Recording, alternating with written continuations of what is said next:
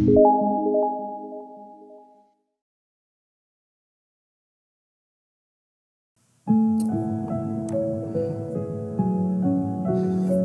buenos días, mis queridos hermanos de nuestra iglesia cristiana Casa de Restauración. Que nuestro Señor Jesucristo te bendiga donde quiera que te encuentres, hermano. Y vamos a continuar con nuestro estudio de la carta a los Romanos. Estamos en el capítulo 5 de Romanos. Hoy vamos a estudiar del versículo 12 al versículo 21. ¿Y en qué nos quedamos? Bueno, comenzamos este capítulo con justificados, pues por la fe tenemos paz para con Dios por medio de nuestro Señor Jesucristo. Este capítulo 5 comienza con la justificación que tenemos por medio de la fe y por medio de nuestro Señor Jesús. Y hablábamos la clase pasada de estos 5 beneficios que trae la justificación en nuestra vida, y el primer beneficio es este versículo 1, es paz con Dios, que hablábamos que es una reconciliación con nuestro Señor, con nuestro Padre Celestial. Hablamos un segundo beneficio, que es acceso a su presencia, mi hermano. Hablamos el tercer beneficio, que era transformación a su imagen, y que para eso el Señor utilizaba estos desiertos, que el Señor utilizaba estas tormentas para poder transformándonos día a día a su imagen. También hablábamos de que otro beneficio increíble de la justificación es su Espíritu Santo. Y el siguiente beneficio y último que vimos era la seguridad de la salvación, y eso lo vimos en el versículo 10, 11 y 12. Ahora, para este punto, hermano, pueden surgir dos preguntas. La primera pregunta es: ¿de qué me justifica Dios? Y otra segunda pregunta puede ser ¿cómo es posible que porque uno paga el precio, todos los demás podamos ser justificados? ¿Por qué? Porque si vemos Romanos del capítulo, el capítulo 5 del versículo 12 y todo el capítulo 6, podemos dividir este capítulo y medio en 3 partes. Nuestra vida anterior o nuestra naturaleza anterior, que es lo que vamos a ver en estos versículos. Después la promesa en Cristo, y lo que vamos a ver en el capítulo 6 es nuestra nueva naturaleza. Es las evidencias de la justificación, ¿ok? Cuando estuve investigando a diferentes comentaristas, yo podía observar en estos comentaristas que opinaban que lo que viene del capítulo 5, versículo 2 en adelante, están con referencia, o Pablo está contestando la primera pregunta que hicimos, que es: ¿de qué me justifica Dios?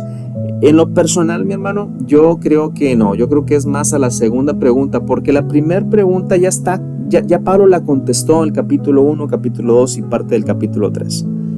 Y lo que queda pendiente por contestar es esta pregunta de ¿cómo es posible que por uno todos seamos salvos, ¿no? Y yo creo que esa pregunta muy fácilmente se la pudieron haber hecho muchas veces a Pablo, los judíos. Yo creo que también incluso los gentiles. ¿Y por qué lo digo? Porque también muchas veces nosotros mismos lo preguntamos y decimos: ¿cómo es posible que porque alguien pagó el precio, tú y yo podamos ser contados como justos? Bueno, de eso va a hablar Pablo, y vamos a comenzar en este versículo 12 de Romanos 5. Vamos a poner mucha atención porque hay muchos detalles en estos 3 versículos, ¿ok? Dice: por tanto, como el pecado entró en el mundo por un hombre, y por el pecado la muerte, así la muerte pasó a todos los hombres por cuanto todos pecaron. Pues antes de la ley, antes de la ley había pecado en el mundo, pero donde no hay ley no se inculpa de pecado. No obstante, reinó la muerte desde Adán hasta Moisés, aún en los que no pecaron a la manera de la transgresión de Adán, el cual es figura del que había de venir. Yo quisiera primero explicar esta parte, el esquema del hombre, ¿no? Mira esta línea del tiempo y podemos ver el hombre en su estado de inocencia, lo primero que vemos. ¿Y por qué? Porque bueno, en capítulo 1 y capítulo 2 de Génesis, en la creación, tú y yo podemos ver precisamente que el hombre solamente conocía el bien de Dios, y esta parte del hombre, este estado del hombre es el hombre inocente. En el capítulo 3, después de que el hombre comete pecado, bueno, podemos ver ahora la naturaleza del hombre es un hombre caído, una naturaleza caída que podemos encontrar a partir del pecado de Adán. Y como pudimos ver en estos versículos que Pablo nos comentó aquí, que decían, versículo 13, pues antes de la ley había pecado en el mundo, pero donde no hay ley no se inculpa pecado, y no obstante reinó la muerte desde Adán hasta Moisés. ¿Por qué menciona Moisés? Porque en Moisés comienza la ley. Entonces tú puedes poner un punto intermedio entre el hombre caído, la condición caída, y el segundo punto, o el tercer punto que vemos aquí en esta línea del tiempo, que es donde la ley aparece, pero aún así, como quiera, la condición del hombre sigue siendo una condición caída. ¿Cuándo comienza la tercera condición del hombre? Bueno, en la muerte de nuestro Señor Jesucristo, en esa cruz del madero, donde pagó por los pecados de todos. Mi hermano, en esta parte donde el Señor precisamente paga los pecados de todo el pueblo o de todos sus hijos, a este punto le podemos llamar el hombre redimido. Y el hombre redimido consta de dos: justificación y santificación. Y el último estado del hombre es el hombre glorificado. ¿Sí? Entonces, bajar un poquito más claro. Tú y yo nacemos, mejor dicho, siempre vamos a nacer toda la creación en una condición de pecado. Y ahorita vamos a explicar esto un poquito más. Pero todos nacemos en esta etapa del hombre caído, en una condición caída, ¿ok? Cuando somos justificados por Dios, bueno, en el momento de que el evangelio toma lugar en mi vida, y en ese momento tú decides creer en nuestro Señor Jesucristo, y cuando abres tu corazón al Señor, en ese momento el Señor te justifica. Creo que ya lo hemos visto esto en los temas anteriores. Y una vez que te justificas, a Dios te justificó en ese momento. Una vez que te justifica, empieza una etapa en nuestra vida que es la santificación. ¿Ok? Esta parte de la santificación dura todo el proceso hasta que uno muere. Porque cuando uno muere, un hijo de Dios muere, ya entra una última etapa, que es la etapa de la glorificación, donde ya el pecado no va a reinar en nuestra vida. El punto importante está entre la justificación y la santificación. ¿Por qué? Porque la justificación, para mí y para ti que estás escuchando esto, fue algo pasado. Es decir, fue un momento, fue un día donde tú aceptaste y abriste tu corazón al Señor. Y ahorita estamos en el tiempo, estamos en esta etapa de la justificación. Y estamos apuntando a la glorificación, pero eso va a pasar cuando ya no estemos en este cuerpo. Un cuerpo que está con una tendencia al pecado, ¿ok? Ahorita lo vamos a ir explicando esto poquito a poquito. No te preocupes, lo vamos a ir desglosando para que pueda quedar muy claro. Así que, nuevamente, versículo 12 al versículo 14. Por tanto, nuevamente, como el pecado entró en el mundo por un hombre. Y aquí muchos nos podemos perder porque podemos decir, yo no soy tan pecador, o yo no nací con una condición de pecado. Bueno, la Biblia dice lo contrario. La Biblia nos está diciendo aquí, por tanto, como el pecado entró en el mundo por un hombre y por el pecado de la muerte, así la muerte pasó a todos los hombres, no en unos y unos no, a todos los hombres, por cuanto todos pecaron. Pues antes de la ley, dice, había pecado en el mundo, pero donde no hay ley no se inculpa pecado. No obstante, reinó la muerte desde Adán hasta Moisés en los que no pecaron, a la manera de la transgresión de Adán, el cual es figura del que había de venir. Lo primero que nos queda claro aquí nuevamente es: la ley no produce pecado. ¿Estás de acuerdo? ¿Por qué? Porque la ley todavía no existía. Dice, de Adán a Moisés todavía ya había pecado.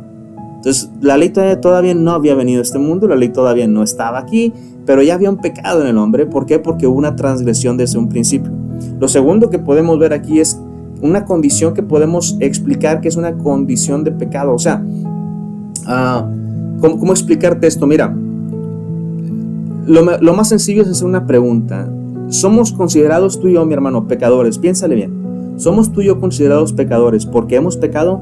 ¿O hemos pecado, mejor dicho, porque tenemos naturaleza caída? Otra vez, tú y yo somos considerados pecadores porque en algún momento hicimos pecado, o hemos pecado porque tenemos naturaleza caída. Para que me puedas entender un poquito mejor, voy a cambiar la estructura de las preguntas y te voy a preguntar esto. ¿Un árbol es considerado árbol de un naranjo porque da naranjas? Otra vez, ¿un árbol es considerado árbol de naranjo porque da naranjas? ¿O el árbol da naranjas porque es un naranjo? ¿Sí? Yo creo que es obvio. El árbol da naranjas porque su naturaleza es de ser naranjo, y el naranjo da naranjas. ¿Estás de acuerdo? Y es lo mismo que pasa en nuestra condición, hermano. Es lo mismito que pasa aquí.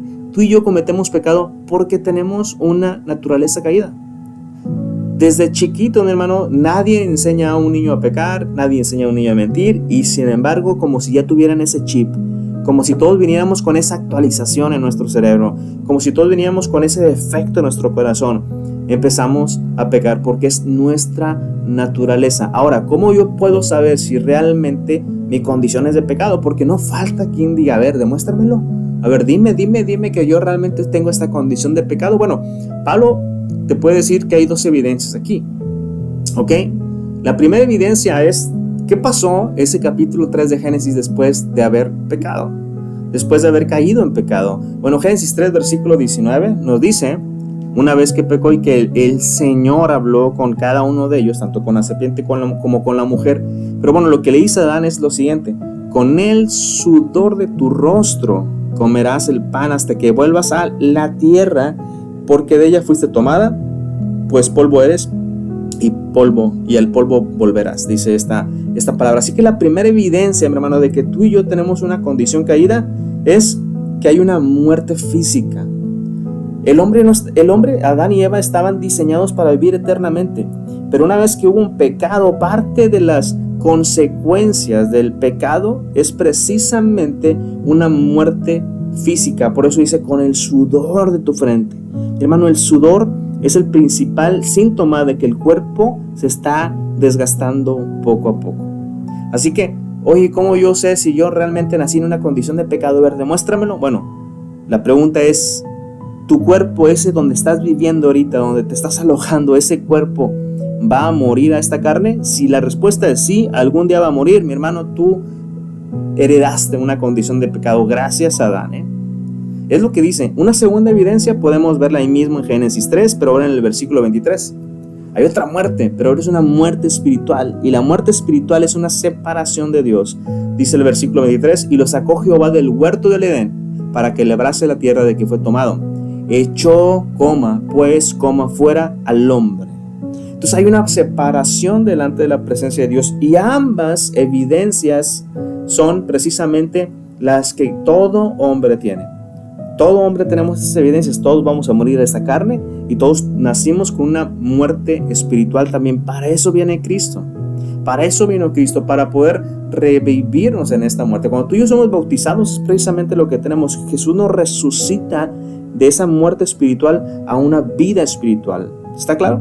Así que aquí está clarísimo, mi hermano, lo que está diciendo Pablo.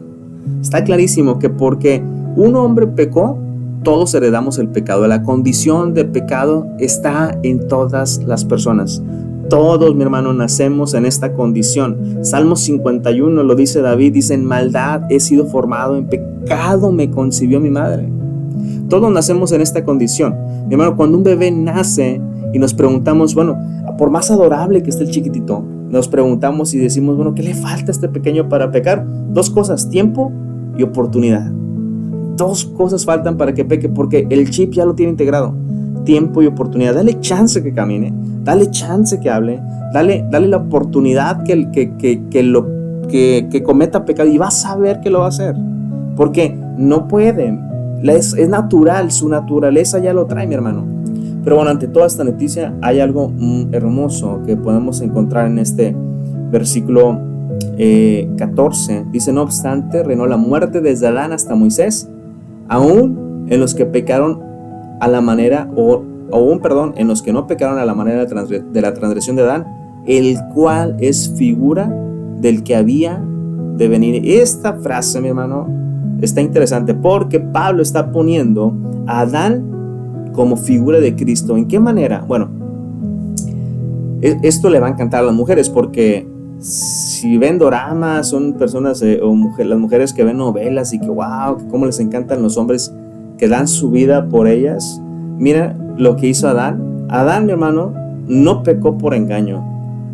¿Estás de acuerdo? La que pecó por engaño, la que tomó de ese fruto, la que fue engañada por la serpiente fue la mujer. Adán no. De cierta manera, Adán decidió pecar. Mi hermano, la mujer ya había comido. Cuando Adán llegó, la mujer ya había comido y la mujer ya iba a ser condenada. Y de una u otra manera, Adán decidió ser condenado junto a su esposa a vivir separado de ella. En pocas palabras, prefirió morir con su esposa porque no podía redimirla, ¿me entiendes? Y de la misma manera, Cristo tomó la decisión, mi hermano, de venir a la tierra y de despojarse de sus derechos, de su deidad, a morir por su esposa, con la única diferencia de que Cristo sí puede redimirla. Mira, para que quede un poquito más claro, Primera de Corintios, acompáñame, Primera de Corintios 15, del versículo 45 al versículo 49. Mira estos versículos muy hermosos de Pablo también. Dice el versículo 45, así también está escrito: fue hecho el primer Adán, alma viviente, el postrer Adán, espíritu vivificante, mas lo espiritual no es primero, sino lo animal, luego lo espiritual. El primer hombre es de la tierra, o sea, Adán, terrenal. El segundo hombre, que es el Señor, es del cielo. Cual el terrenal, tales también los terrenales, y cual el celestial, tales también los celestiales. Versículo 49 dice: y así como hemos traído, no dice algunos, dice así como todos hemos traído la imagen del terrenal, o sea, de Adán en pecado, traeremos, hermano, también la imagen del celestial. Está increíble esto, mi hermano, están hermosos estos versículos, pero esa es la promesa. Esa es la promesa increíble, es nuestra condición anterior, a los que estamos escuchando, a los que ya hemos recibido al Señor. Esa es nuestra condición anterior, heredamos una condición de pecado. Ahora, ¿por qué Pablo está comparando a Cristo con Adán y no está comparando a Cristo con Moisés o con Abraham o con cualquier otro personaje? ¿Por qué con Adán? Bueno, porque son los únicos dos que comenzaron a existir sin pecado. Adán comenzó a existir sin pecado, del polvo no había pecado, no existió sin pecado hasta que cayó en pecado. De la misma manera, nuestro Señor siempre comenzó a existir de la Virgen sin pecado. ¿Estás de acuerdo? Ok, bueno, esa es la naturaleza anterior. Ahora vamos a ver la esperanza de nuestro Señor Jesús. En el versículo 15 en adelante dice: pero el don no fue como la transgresión. Porque si por la transgresión de aquel uno murieron los muchos, o sea, por la transgresión de Adán muchos murieron, o sea, todos, abundaron mucho más para los muchos la gracia y el don de Dios por la gracia de un hombre. Este es Jesucristo. Es decir, así como Adán nos dejó una transgresión y por esa transgresión nos dejó muerte, Cristo nos deja un regalo, mi hermano. Cristo nos deja un don. Versículo 16. Y con el don no sucede como en el caso de aquel uno que pecó. Porque ciertamente el juicio vino a causa de un solo pecado para condenación, pero el regalo de Dios, pero el don vino a causa de muchas transgresiones para justificación. ¿Entiendes? Versículo 17, pues si por la transgresión de uno solo reinó la muerte, mucho más reinarán en vida por uno solo, Jesucristo. Y aquí viene lo interesante, subraya esto: los que reciben la abundancia de la gracia y del don de la justicia. Mi hermano, sencillísimo el tema. Adán trajo el reino de la muerte. Cristo nos trae el reino de la vida. Mi hermano, solamente con esto llegamos a la conclusión de que solamente hay dos maneras de existir. O estás en Cristo o estás en Adán. No hay otra manera, no hay otra forma de existir. Y ese es el tema del día de hoy. O estamos en Cristo o estamos en Adán. Los que estamos escuchando, o seguimos en la condición caída de Adán, o ya hemos renacido en la condición de Cristo. Pero no hay otra. O estás en Adán o ya eres justificado por Cristo. Una de dos. ¿Y quiénes son los que son justificados en Cristo? Los que reciben, mi hermano. Es importantísimo recibir. Recuerda Juan capítulo 1, nos dice la palabra del Señor que a los suyos vino y los suyos no le recibieron, pero a los que le recibieron les dio ese hermoso derecho de ser hijos. ¿Estás de acuerdo? Pues ¿quiénes son los que reciben la abundancia de la gracia y del don de la justicia? Ojo, mi hermano, porque así como no necesitaste nada para ser contado en Adán, ¿estás de acuerdo? Tú y yo no hicimos nada para ser contados como pecadores en Adán. Bueno, así como no hicimos nada para ser contados en Adán, tampoco necesitamos hacer nada para ser contados en Cristo. No es por tus méritos, son por los méritos de nuestro Señor. Lo único que se nos pide es recíbelo. O sea, cree en el Señor, recibe al Señor. Versículo 18 dice: así que, como por la transgresión de uno vino la condenación a todos los hombres, mi hermano, de la misma manera, por la justicia de uno vino a todos los hombres la justificación de vida. Dice, porque así como por la desobediencia de un hombre los muchos fueron constituidos pecadores, así también por la obediencia de uno los muchos serán constituidos justos. Mi hermano, así o más claro. Sí nos queda claro que no se trata de nosotros, ¿no? Porque muchos decimos, no, ahora sí, ya una vez que soy cristiano, sí lo voy a echar ganitas, me voy a portar bien, pero tranqui. Aguas, porque si tratamos de hacerlo por obras, no se alcanza. Y nuevamente aguas, porque la gracia, lo dijimos hace algunas clases, la gracia no es el permiso para pecar. Ese tema lo vamos a ver la próxima semana, en el capítulo 6, no te lo pierdas porque está muy padre. Porque uno puede pensar en esto y dice, pues es por gracia, pues seguimos pecando, ¿no? Y más con los versículos que vienen a continuación, dice que donde abundó el pecado, sobreabundó la gracia. Y dice, no, pues si de eso se trata, de que mientras más pecado haya, pues más gracia va a haber, pues pecamos entonces para que la gracia abunde. No, mi hermano, eso nos va a quedar un poquito más claro en el capítulo 6. Pero bueno, ese es tema para la siguiente semana, ¿ok? Así que, mi hermano, eso está sencillo, es así, sencillísimo, ¿no?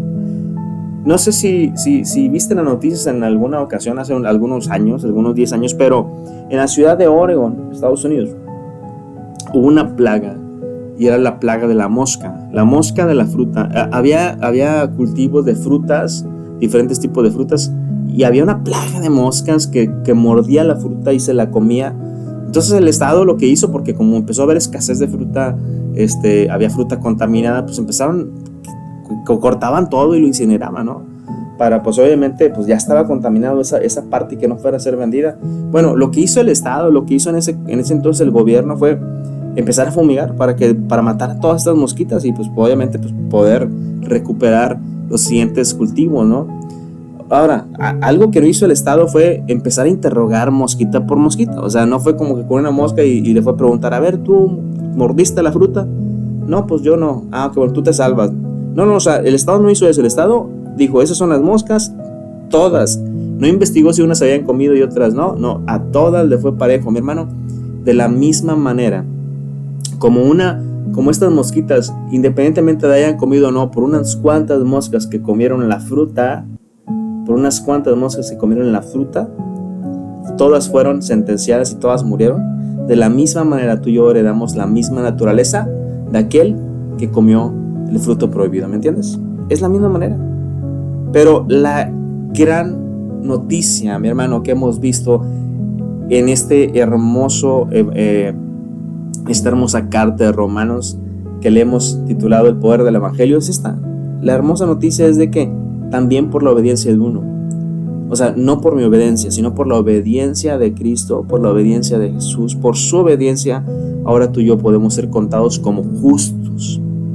Y eso es hermoso, porque ahora puedo entender que Dios no nada más me perdona, sino que atribuye la justicia de Cristo, todo lo que Cristo cumplió, y lo pone sobre mí para que el Padre me pueda ver como si yo hubiera cumplido todo cabalmente. Eso es justificación, mi hermano, ¿entiendes? Ahora, si ya de entrada soy pecador por naturaleza, y ya de entrada yo sé que es por fe, porque por mis obras pues nomás no se puede, y si la ley sé que ya entendí que la ley no viene a justificarme, pues entonces, ¿para qué existe la ley? ¿Sí? Es una pregunta que nos hemos hecho en varios temas en este Romanos. Entonces, ¿para qué existe la ley? Bueno, versículo 20. Pero la ley se introdujo para que el pecado abundase. Ahora, esto no quiere decir que la ley construye pecadores, ¿ok? Lo explicamos también en la clase pasada. La ley no está construyendo pecadores. La ley es como si fuera esta tomografía, y cuando esta tomografía obviamente se encuentra, no sé, algo en tu cuerpo dañado, la tomografía lo único que hace es revelar que hay algo mal ahí. O sea, la enfermedad del hombre ahí está, nomás que no nos dábamos cuenta porque no nos habíamos hecho un estudio. Pero la ley viene como esa tomografía para poder decirme que yo estoy enfermo. La ley no me provocó la enfermedad, ya estaba enfermo, simplemente me reveló la enfermedad. Ahora, eso es que la ley me está revelando que yo realmente nací con una naturaleza caída. Ahora, no me crees nuevamente, puede ser que no creamos todavía esta parte, pero yo pregunto lo mismo, ¿por qué un niño miente? Un niño a esta edad sabe, mi hermano, que a veces hay ocasiones en que no conviene decir la verdad. Y sabes, mi hermano, a los niños nadie le explica que está mal mentir. Nadie les explica eso, pero una vez que les explica, cuando tú le explicas a un niño que está mal mentir, que eso es malo, entonces comienza una batalla en su mente. Comienza una batalla que todo cristiano va a tener. Es lo que hace la ley en nuestra vida. ¿Por qué? Porque yo no sé si recuerdas, pero lo vamos a ver en el capítulo 7 de Romanos. Cuando Pablo empieza a decir esta batalla que tiene, dice, oye, yo en mi mente yo tengo la ley de Cristo, en mi mente tengo la ley de Dios, yo sé que tengo que agradar la ley de Dios. Dice, pero en mi cuerpo sigue bajo la ley del pecado. Hay una naturaleza en mi cuerpo decaído y está siendo seducido al pecado y de repente dice Pablo, caigo, y entonces dice Pablo, miserable hombre de mí, porque yo quiero hacer tu ley, Dios, yo no quiero desagradarte, pero el cuerpo en esta naturaleza caída me lleva de repente a tener mis altibajos, mis tropiezos, y es lo que Pablo dice, no puede ser posible cuando yo sé que la ley de Dios me conviene. Bueno, eso es lo que pasa en la mente de un niño. Para poder explicártelo un poquito mejor, yo no sé si te ha pasado, pero cuando te pones, pues no sé, por diagnóstico,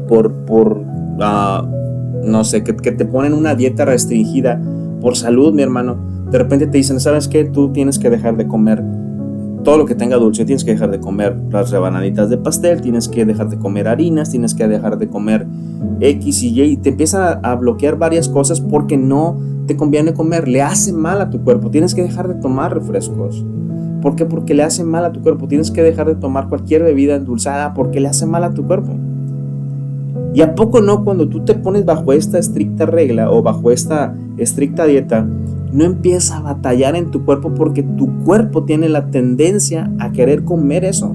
Tiene la tendencia, es seducido a comer este tipo de cosas y empieza una batalla en tu mente porque dices, yo sé que no tengo que hacerlo, yo sé en mi mente que no tengo que hacerlo, pero mi cuerpo es seducido a esto.